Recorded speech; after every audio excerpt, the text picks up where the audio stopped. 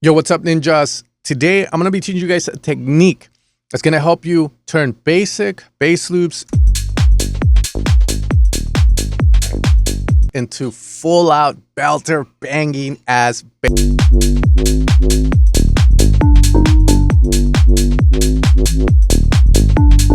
All by chopping it up, adding proper sounds, good call and response, and accents so that you can kill it, so that you can release the song and hopefully play it out, man, because that's the goal. So a lot of the times you're going to have a bass loop like this and you'll hear it and go, oh, it's cool.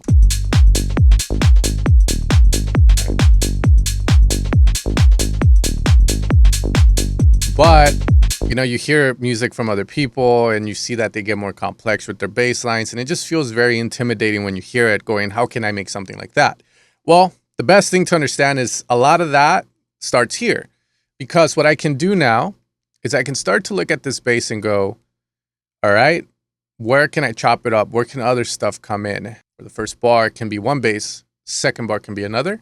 So why don't we try that? So what I'm going to do is duplicate this. We're going to call this bass number 2. On bass 1, we're just going to remove this section here. We're still going to have the same idea. Remove here, remove here. Find a bass that fits that. There's a lot of good options. This one's good. Now what I want is contrast between the basses, right? If this one's punchy and gritty, I want something that's going to be wubby or something that's going to provide like a different timbre of like a higher frequency, lower. There needs to be some contrast between both for it to work.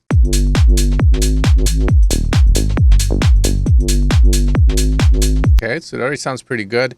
I do want to spice up the bass a bit more, maybe add a bit more distortion.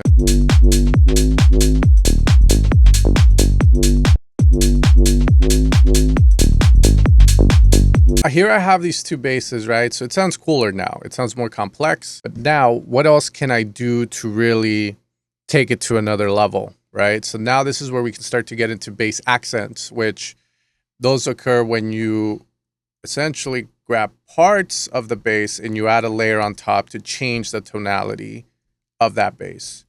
For example, here I can grab this section there. So just going to copy and paste. This scenario says I'm going to be stacking basses on top of each other, or a lead sound, let's say. If there's any low end, there might be a bit of conflict that occurs, a bit of a negative reaction from them interacting. So I'm going to have to remove some of the lows out. And from there, it's just finding a new sound. See, like that works really nicely. So now...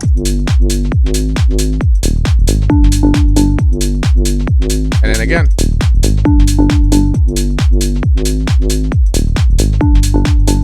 You can see how just from that very basic loop, we can create something that sounds more complex by just splitting it up and giving different sounds, different instruments, the role at certain time slots. Where this becomes even more interesting is this idea with this, what I would say, Corgam 1-ish sound. Yeah, let's call it bass 3 though. Well, now I don't really have to follow the note. I've used the initial idea to come up with a new idea, so now I could do... So now we get...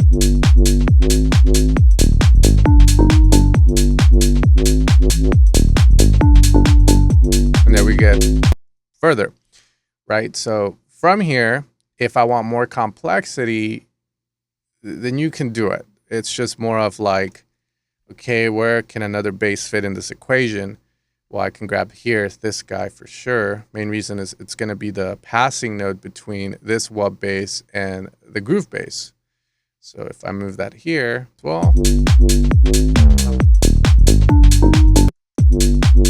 maybe we do what we did with this guy and we accentuate instead. So in that scenario, I'm going to grab an EQ and just chop the low end.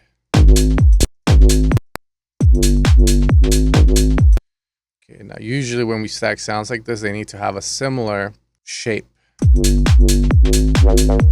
Like that, there we go. All right, so if I can slow this down, and there you go.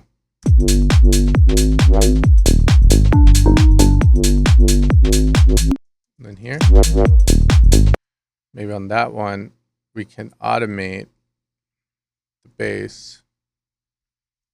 gonna extend it out and automate the alpha.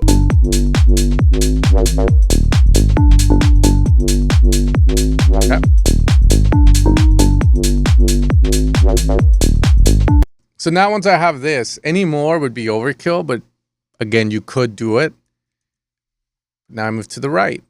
And the last thing I'll add is in these tracks, you always get a turnaround. Now, the reason you want to use a turnaround is because it breaks the loop, it refreshes the loop in the listener's head, and it allows you to get back into it, maybe introduce a new sound, a new variation, and sound fresh. Versus if you don't have it, the track starts to sound too loopy. For the turnaround, you really want to kind of either one, use what you have already and do something completely different. So if you have something very groovy, you might choose to stay on one note. If you have something very like deep, right, you might choose to get a bass sound that a bit more upper harmonics, upper frequencies. Boom. Right, let's say we have this sound.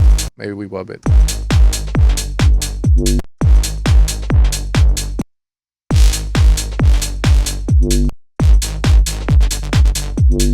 And there you go.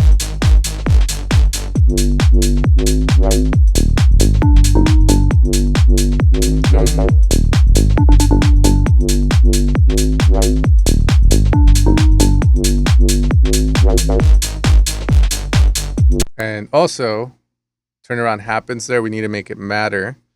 So drums maybe chop down.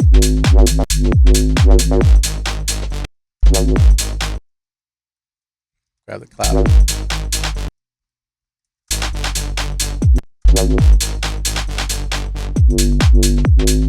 Maybe this clap pitches down just to follow the idea of that. So. And let's keep the kick going. And then maybe this kick goes away. Create more of an impact by adding something cool to it, like this.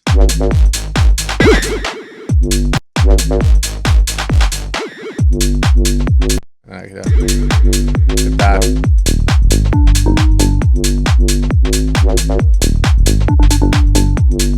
Old school flow with a new school flex. Big boy bars on a mic, I'm a vet.